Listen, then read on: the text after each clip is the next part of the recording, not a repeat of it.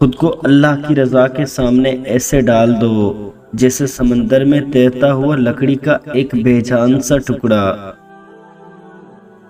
فنا کر دے اپنی ساری زندگی اللہ پاک کی محبت میں۔ یہ وہ واحد پیار ہے جس میں بے وفائی نہیں ملتی۔ خدا جب عشق دیتا ہے تو عقل چھین لیتا ہے۔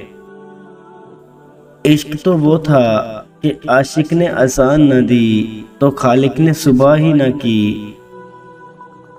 جب محبوب کو خوش کرنے کی لت لگ جائے تو روح عشق حقیقی کے نشے سے چور ہو کر رضا اور عاجزی کے سمندر میں فنا ہو کر ہمیشہ کے لیے بقا پا لیتی ہے۔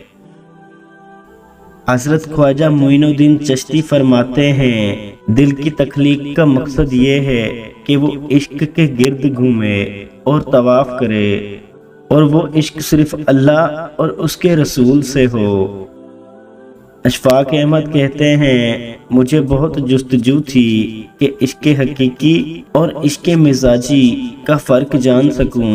ایک دن ابا جان نے بتایا کہ اشفاق، اپنی انا کو کسی ایک شخص کے سامنے ختم کرنے کا نام عشق مجازی ہے، اور اپنی انا کو سب کے سامنے ختم کرنے کا نام عشق حقیقی ہے۔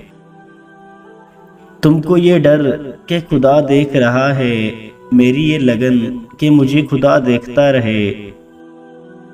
کوئی عشق مجاز میں سب کچھ لٹا کر بھی ہار جاتا ہے، اور کوئی عشق حقیقی میں بن مانگے ہی سب کچھ پا لیتا ہے۔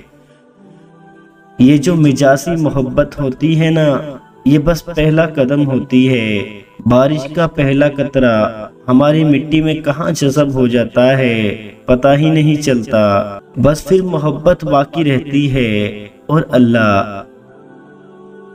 نہ تھا کچھ تو خدا تھا، کچھ نہ ہوتا تو بھی خدا ہوتا، ڈبویا مجھ کو ہونے نے، نہ ہوتا تو میں کیا ہوتا۔ جو عشق اللہ پاک سے کیا جائے اس کا کوئی مول نہیں ہوتا۔